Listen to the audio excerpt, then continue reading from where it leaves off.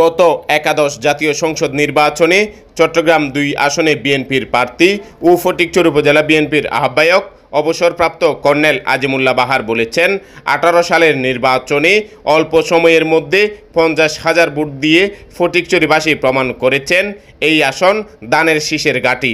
এখানে স্বতন্ত্র নির্বাচন করে সফল হওয়ার সম্ভাবনা নেই বলে মনে করেন তিনি। ২০১৮ নির্বাচনেও কিন্তু আমি বললাম তো ৫০,০০০ ভোট পেয়েছি, কিন্তু আমি যদি এখন স্বতন্ত্র নির্বাচন করি আমি ৭-৮ ভোটের উপরে পাবো বলে আমার মনে হয় না। তাও আমাকে অনেকে ভালোবেসে হয়তো আমার আত্মীয় স্বজন বাড়ি এর বাইরে পাবো না।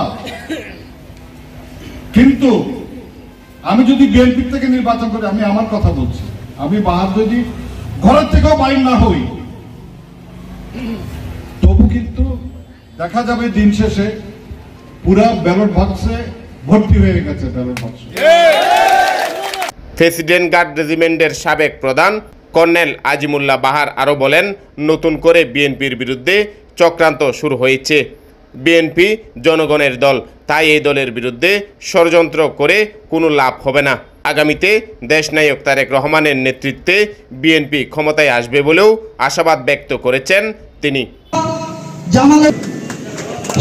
ফটিকছড়ির বাগানবাজার ইউনিয়ন বিএনপি অঙ্গ ও সহযোগী সংগঠনের উদ্যোগে কর্মী সভায় প্রধান অতিথির বক্তব্যে তিনি এসব কথা বলেন। বাগানবাজার ইউনিয়ন বিএনপির সভাপতি একরামুল হক বাবুলের সভাপতিত্বে ও সাধারণ সম্পাদক আবুল কাশেম মেম্বারের সঞ্চালনায় এতে আরও বক্তব্য রাখেন ইদ্রিস মিয়া ইলিয়াস, নুরুল ইসলাম তালুকদার, সালেহা বেগম রিনা, নুরুল আমিন আজাদ, জহিরুদ্দিন বাবর, অ্যাডভোকেট ইউসুফ আলম মাসুদ, শফিউল আলম শফি, মোহাম্মদ জসিমউদ্দিন মেম্বার, ইব্রাহিম বিজয় সহ আরও অনেকেই। আহমেদ এরশাদ কুকন, দৃষ্টিতে বাংলাদেশ।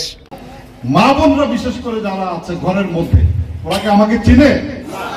চিনে না, কিন্তু ওরা চিনে কাকে? ধানের শীষ। কাকে জানে? বেগম জিয়াকে চিনে, ধানের শীষ চিনে, প্রেসিডেন্ট জিয়াকে চিনে।